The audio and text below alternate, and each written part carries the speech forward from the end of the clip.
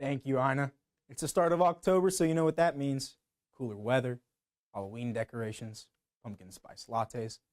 And oh yeah, postseason baseball is finally here. And we're in a wild card race right now that is some must-see baseball. Let's get into it. In Game 1 of the AL wild card, Detroit edged out the Cleveland Guardians 2-1 behind a go-ahead sacrifice bunt from Zach McKinstry in Tariq Skubal's star-studded 14-strikeout performance, showing why he's the 200-1 favorite to win the Cy Young this year.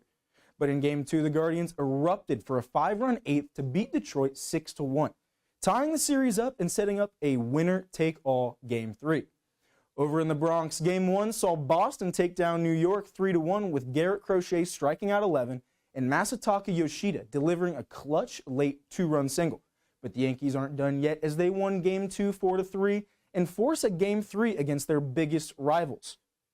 Over in the NL, Game 1 of the Cubs-Padres series was a tight one, but the Cubbies find back-to-back homers from Seiya Suzuki and Carson Kelly to win 3-1.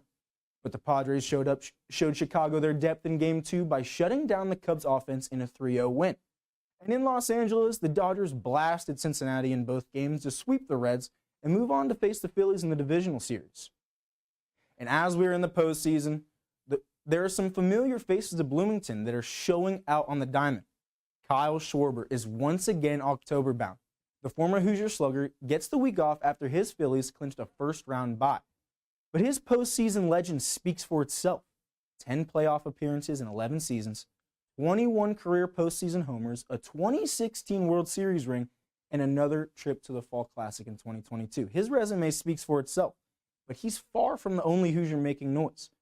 Cleveland's reliever Tim Herron is back in the postseason after 54 outings this year and was a major part of Cleveland's playoff run last season. The southpaw looks to become a key part of Cleveland's bullpen as they try to make a late run this year. And since we're still in October, it means we're in the middle of football season. Sadly, IU has a bye this week, but next week, the Hoosiers have a big-time matchup that the SIG era has never seen before. The 8th-ranked Hoosiers are traveling to Eugene next week to take on the 2nd-ranked Ducks after they are coming off of a huge win at Penn State. Westfield's very own Dylan Thieneman closed out the game for the Ducks as he picked off Drew Aller's pass in double overtime. But the Hoosiers are never daunted and will most certainly not back down from a good old-fashioned street fight. I know all of us here in the studio are looking forward to the game, and we'll have highlights and recap next week, but until then, back to you guys at the desk.